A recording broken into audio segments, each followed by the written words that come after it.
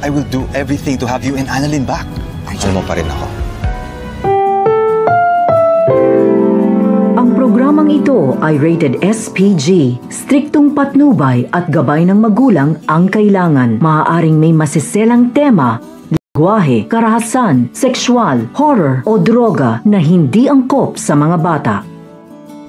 Mas lalo nga nakakapanabik ang mga ganap sa But Kamoy na Pangarap dahil magandang balita para sa Team Chinito at Tisay dahil tuloy na nga magkakaroon ng pagkakataon si Robert upang makausap ang kanyang minamahal na si Lynette.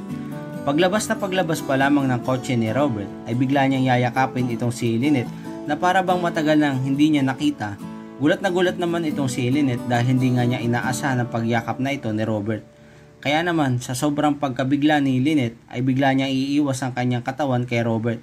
Sabay tanong sa kanya kung ano daw ang ginagawa nito. Sagot naman ni RJ na hindi na daw niya kayang pigilan ang kanyang sarili at itago ang kanyang nararamdaman kay Lynette.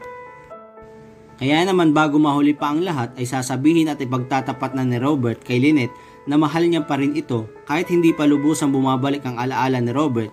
Sabay pagmamakaawa ni Robert kay Lynette na wag daw ituloy ang pagpapakasal kay Carlos at gagawin niya nga daw ang lahat ng kanyang maakaya upang mabawi niya sila Lynette at Annalyn, pero sagot naman ni Lynette hindi daw niya kayang saktan si Carlos at ikakasal na nga siya dito. Pero hindi pa rin susuko si RJ at pilit niyang ipapasabi kay Lynette na kung wala na talaga itong nararamdaman ay doon na nga siya titigil at hahayaan na nga niya ang pagpapakasal nila Lynette at Carlos. Matitigilan naman si Lynette dahil alam niya sa sarili niya na mahal niya pa rin si Robert.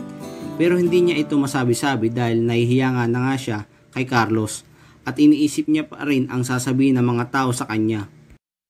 Samantala, habang naghihintay tayo ng sagot ni Lynette kay RJ, ay ito naman si Annalyn ay mukhang bumigay na dahil mukhang matatanggap na nga niya ang kasal ng kanyang nanay kay Carlos. Ito'y dahil nga sa pangungonsensya ni Doc Lindon sa kanya.